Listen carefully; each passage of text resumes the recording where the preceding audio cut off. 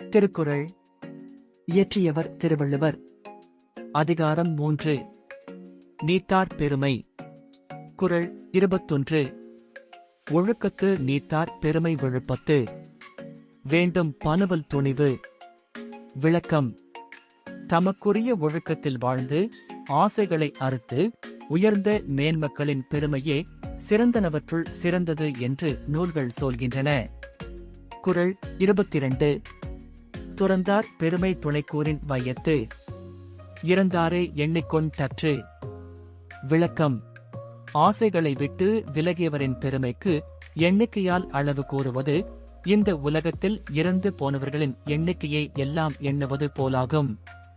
குறள் 23. இருமை வகைதரின் தீண்டரம் பூண்டார். பெருமை பிறங்கேற் சுலகு. விளக்கம்.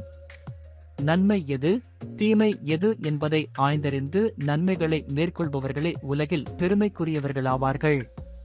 குறள் 24. உரனென்னும் தோட்டியான் ஓரைந்தும் காப்பான். வரனென்னும் வைப்பிற்கோர் வித்து. விளக்கம்.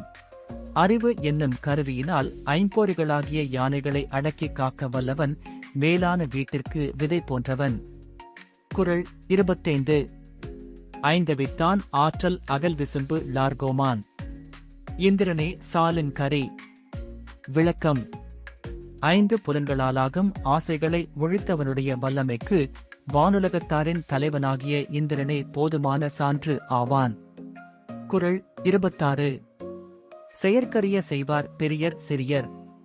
செயற்கரிய செய்கலாதார். விளக்கம். செய்வதற்கு அருமையான செயல்களை செய்ய வல்லவரே பெரியோர். செய்வதற்கு அரிய செயல்களை செய்ய மாட்டாதவர் சிறியோர். குறள் 27. சுவை ஒளி ஊர் ஓசை நாற்றமென ஐந்தேன். வகை தெரிவான் கட்டே உலகு. விளக்கம். சுவை ஒளி ஊறு ஓசை நாற்றம் என்று சொல்லப்படும் ஐந்தன் வகைகளையும் ஆராய்ந்து அறிய வல்லவனுடைய அறிவில் உள்ளது உலகம். குறள் 28. நிறைமொழி மாந்தர் பெருமை நிலத்து. மறைமொழி காட்டிவிடும்.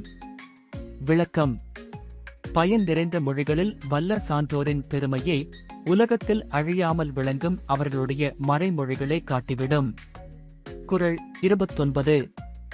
குணமென்னும் குன்றேறி நின்றார் வெகுளி. கணமேயும் காத்தல் அரிது. விளக்கம். நல்ல பண்புகளாகிய மலையின் மேல் ஏறி நின்ற பெரியோர் ஒரு கணப்பொழுதே சினம் கொள்வார் ஆயினும் அதிலிருந்து ஒருவரை காத்தல் அரிதாகும். குறள் 30. அந்தணர் என்போர் அறவோர்மர் ரிவ்வுயிர்க்கும். செந்தன்மை பூண்டொழுகலான். விளக்கம். எல்லா உயிர்களிடத்திலும் செம்மையான அருளை மேற்கொண்டு ஒழுகுவதால் அறவோரே அந்தணர் எனப்படுவோர் ஆவர். நன்றி.